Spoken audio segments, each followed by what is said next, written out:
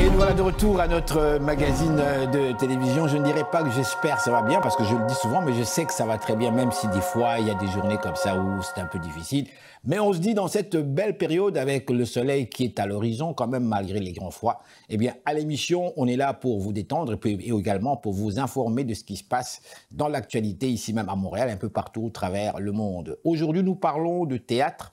Nous recevons un grand homme, Monsieur Philippe Cyr. Il est le directeur artistique du théâtre Prospero, avec lequel nous allons parler, entre autres, de la réouverture des salles de spectacle. Et nous parlons également des enjeux actuels et des productions à venir. Bonjour, merci de votre présence à l'émission. Bonjour, merci de m'inviter. Comment ça va? Ça va très bien, et vous? Oui, comme vous voyez, on se dit que tout va aller bien. On se dit, on est positif malgré les petits froids qu'on a eu dernièrement, mais Exactement. On voit le soleil à l'horizon et Oui. on voit le sourire aussi. Et on voit aussi la réouverture des salles comme telles, des salles de 40 spectacles. Dites-moi, comment ça s'est passé pour vous durant toute cette période? Disons que pour nous, la refermeture là, à partir de la fin décembre, ça a été tout de même un choc. Hein. Ça a rendu, comment je dirais, un deuxième coup vraiment important dans nos activités au théâtre. C'est pourquoi la réouverture dès le 8, c'est-à-dire dès le 7, en fait, des salles, pour nous, c'est un grand soulagement. C'est-à-dire d'enfin pouvoir présenter nos créations ici au Théâtre Prospero. En plus, on a une année extrêmement active, c'est-à-dire qu'il y a plusieurs reprises, reparts de production ici. Donc, pour nous, c'était essentiel que nos projets trouvent le chemin vers le public. Alors, on est très heureux de pouvoir le faire. Philippe Cyr, directeur artistique du théâtre Prospero. Qui est Philippe Cyr? Je suis d'abord un metteur en scène. Peut-être pour les gens qui me connaissent moins, peut-être que vous avez pu voir la Jamie-Dro, hein, de Christine Beaulieu, dont j'ai fait la mise en scène, qui est un grand succès là, du théâtre documentaire, qui a joué un peu partout au Québec, qui a joué à la télé ici à Radio-Canada. Je fais des mises en scène depuis une dizaine d'années. J'ai eu ma compagnie qui s'appelle L'Homme Allumette. Et puis, l'an dernier, à pareille date environ, j'ai postulé pour le poste de direction artistique et co-direction générale ici au Théâtre Prospero. Et me voici. Alors, maintenant, j'habite ce lieu avec tout mon cœur et j'y ferai aussi mon travail de création. Nous parlons ici, en fait, il y a un titre qui me frappe. Quand nous serons suffisamment torturés. Oui. 12 variations sur Pamela de Samuel Richardson. Et il y a également aussi, on parle de Martin Krimp. Pouvez-vous nous commenter là-dessus? Bien, vous savez, l'œuvre de Krimp est une œuvre fabuleuse. Hein? C'est un des plus grands auteurs contemporains, un des plus grands dramaturges de notre temps, un Britannique, effectivement. Et Christian Lapointe, le metteur en scène qui met en scène Quand nous serons suffisamment torturés, c'est un habitué de Martin Krimp. Ce qu'il faut savoir de Krimp, c'est que c'est quelqu'un qui décortique son époque sans ménager ses auditeurs, sans ménager les spectateurs. C'est-à-dire que c'est quelqu'un dont l'écriture est extrêmement aiguisée. C'est quelqu'un qui regarde son époque sans complaisance, qui n'hésite pas à aller dans une certaine violence. Hein. Son écriture est à la... Il est très dur, pas juste un peu, puis c'est correct comme ça. C'est-à-dire que l'époque dans laquelle nous vivons n'est pas particulièrement tendre non plus. C'est-à-dire que lui, il met en lumière les mécanismes qu'il décortique, les mécanismes de la société. Puis dans ce cas-ci, quand nous serons suffisamment torturés, ils mettent en relief les rapports de force, les rapports de pouvoir entre les individus, particulièrement ici, sous le regard d'une relation homme-femme. Et puis, il décortique tous les rapports de pouvoir qu'il peut y avoir entre ces deux personnages-là. Mais vraiment, Krimp, il est spécialiste de décortiquer les angles morts de la société. Il va puiser dans tous les mécanismes qu'il observe et il les exacerbe pour la scène. Dites-moi, je vais revenir un petit peu avec, comment dirais-je, les enjeux actuels. Je vais vous laisser commenter là-dessus et je mets toujours l'accent en rapport avec votre domaine. On parle bien sûr de la réouverture des salles de carrément spectacle. Il y a eu plusieurs politiques là-dessus, fermeture, réouverture, le nombre non limité, tout ça. L'État essaye de faire du mieux qu'il peut. L'idée, c'est de protéger la grande population. Dans les enjeux actuels et en fait des productions à venir, qu'est-ce qui en est selon vous? Quel lien pouvez-vous faire? Un des enjeux pour nous en ce moment, c'est sûr qu'il y a une difficulté avec la jauge réduite. En même temps, on le comprend, hein, c'est-à-dire qu'on est dans un moment de crise, il faut faire attention à nos spectateurs, mais reste que pour nous, ne pouvoir que vendre nos salles qu'à la moitié, ça reste un enjeu. Hein. Il y a un enjeu de rentabilité, de capacité de capacité réduite. Donc, il y a un enjeu de pouvoir atteindre pleinement nos spectateurs. Puis en même temps, ce compromis-là, moi, de mon côté, je le comprends, puis je le respecte. C'est-à-dire que l'important, c'est que nos œuvres trouvent le chemin pour rencontrer le public. Donc ça, c'est une partie des enjeux. Il y a aussi des spectacles qu'on a produits, qu'on a créés ici, qui ne pourront pas rencontrer le public. Par exemple, on a annulé un spectacle qui s'appelle Solstice d'hiver, qui était mis en scène par Joël Bedoz, qui joue à Toronto en ce moment, au Théâtre français de Toronto, qui ne sera pas présenté ici à Montréal parce qu'il y a une forme de congestion dans nos salles, hein, avec les fermetures, les réouvertures, les fermetures, tout ça. Toutes ces mesures successives-là font qu'en ce moment, il y a une forme de congestion. Ça, c'est un enjeu important. C'est carrément nuisible. C'est carrément nuisible, disons, pour vous. C'est très, très nuisible, mais je dirais que encore une fois, avec la récente réouverture, on s'en sort un peu, mais reste que ces fermetures successives-là créent une autre sorte de problème. Puis à mon avis, le problème le plus important concerne celui de la relève. Donc, ça fait 3 ans, hein, maintenant, presque 3 saisons que les théâtres sont impactés, qu'il y a une forme de congestion à cause des reports, des reprises, des annulations, etc.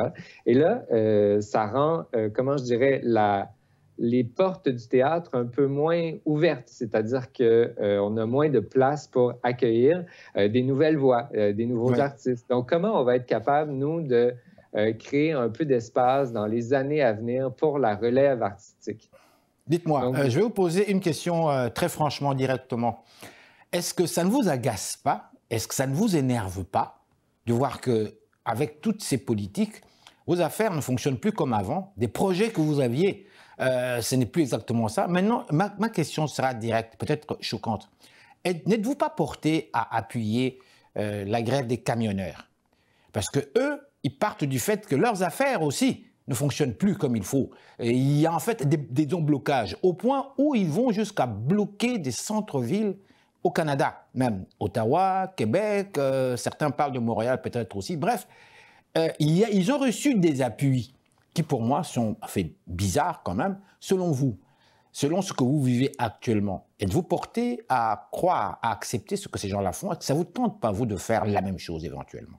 D'aucune manière, je cautionne les gestes ou les propos qui sont associés à ce mouvement de liberté. D'ailleurs, je trouve qu'il y a une mauvaise maîtrise du terme liberté ici. Hein, une contradiction dans le terme. Il y a une contradiction dans le terme, mais il y a aussi beaucoup de confusion dans le message qui est véhiculé par ce groupe-là. D'ailleurs, on a pu voir que ce groupe s'associait à toutes sortes de messages qui n'étaient absolument pas en lien avec les mesures sanitaires. On parle de croix gammée, on parle des patriotes. Bref, c'est un peu n'importe quoi. Je ne crois pas qu'on doit aller dans ce sens-là. Je pense qu'il y a une forme de collectivité à laquelle on doit réfléchir, une forme de responsabilité également. Puis en ce sens-là, un théâtre, pour moi, doit jouer aussi son rôle dans la société, puis doit le faire avec une forme de responsabilité. Alors moi, je vois notre posture ici d'une manière très, très différente, c'est-à-dire que ici, malgré toutes les contraintes, moi, je crois qu'on est en mesure d'accueillir les spectateurs tout en étant de manière extrêmement... leur protection. Oui, en étant extrêmement sécuritaire. Puis ça, j'y crois fondamentalement. Donc, je crois que les deux ici se marient bien dans le contexte actuel, puis qu'on doit faire attention aux gens. En accueillant les gens, on doit leur faire attention, on doit leur garantir une forme de sécurité. Donc, je ne prône pas du tout une liberté à tout vent, là, telle que défendue peut-être par le convoi dit de la liberté. Oui. Alors, dites-moi, pour les prochaines productions à venir, puisque selon vous, il y aura possibilité, le public pourra venir et en fait se sentir très en sécurité, parlons rapidement des productions à venir. Qu'est-ce qu'il y en est?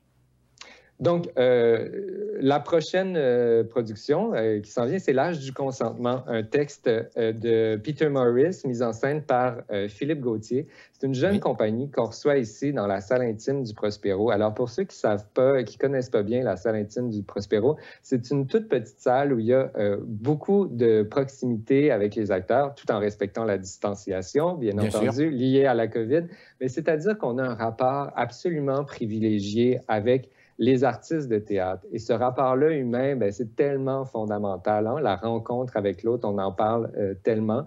Mais là, ici, elle va pouvoir avoir lieu, et ça, dès le 8 février, c'est-à-dire demain, ce qui est tout à fait extraordinaire pour nous. Et puis, cette pièce-là parle de deux enfances volées, c'est-à-dire qu'elle raconte l'histoire de deux jeunes vies qui ont été exploitées d'une certaine manière. Et c'est un point de vue très particulier sur l'enfance, un point de vue qui peut être choquant, dérangeant, mais une parole qui mérite vraiment d'être portée, étudiée et décortiquée. Bien, alors, Philippe, Cyr, je vous dis encore une fois grand merci d'avoir participé à notre émission. Avant de vous laisser le mot de la fin au cas où j'aurais oublié quelque chose. Bien, le mot de la fin, je vous dirais, venez nous voir. On a vraiment besoin de rencontrer les gens, de rencontrer les spectateurs. Le travail des artistes, c'est un travail que j'ai envie de dire essentiel. C'est-à-dire qu'on a jonglé avec les notions de divertissement dernièrement. Pour moi, c'est pas du tout ce qu'on fait. Pour nous, on occupe une place qui est primordiale dans la société, qui est une conversation particulière où les artistes amènent un regard très spécifique, très particulier sur le monde. Et ça, c'est important de ne pas se priver de ces points de vue-là. C'est-à-dire que ça participe à la multiplication des points de vue, à la réflexion, à la pensée. Et se priver de l'art vivant, c'est de se priver de tout un monde. Et ça, à mon avis, le faire, ça nous mène vers un appauvrissement collectif. Alors, ce que j'ai envie de dire, c'est venez nous voir, venez en grand nombre et on va vous accueillir en toute sécurité. Êtes-vous vacciné? Oui. Vous avez vos 3 doses, comme moi. J'ai mes 3 doses et oui, ça les prend aussi pour venir au théâtre. Hein? Ça prend le passeport vaccinal. Exactement. Alors, merci infiniment. Philippe Cyr, le directeur artistique donc, du théâtre Prospero, merci infiniment et très bonne journée. C'est moi qui vous remercie. Bonne journée à vous. Merci, merci. Alors, madame, messieurs, restez là. Nous sommes de retour tout de suite après ces réclames publicitaires. Madame, Monsieur, bonsoir. Ici Henri Ngaka. Ne ratez surtout pas nos prochaines émissions présentées à ICI Télévision depuis Montréal. Ça va causer. Et voilà, c'est déjà la fin. J'espère que vous avez aimé. N'hésitez surtout pas de nous faire part de vos commentaires si vous souhaitez évidemment participer à cette émission.